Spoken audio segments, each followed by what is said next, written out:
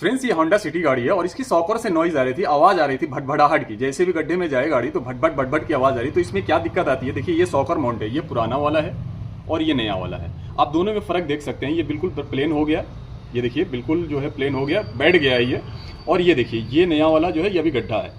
तो ये जब बैठ जाता है माउंट, जो बुश ये बैठ जाता है तो भटभड़ाहट की इसमें प्ले आता है तो भटभड़ाहट की आवाज़ आने लगती है। तो इसमें हम क्या करेंगे, सिर्फ सॉकर माउंट डालेंगे और इसकी जो साकर से भटभड़ाहट की आवाज़ थी वो बिल्कुल खत्म हो जाएगी। वीडियो अच्छा लगा तो लाइक कर दीजिए, शेयर कर दीजिए। मिलते हैं नेक्स्ट वीडियो में, धन्यवाद।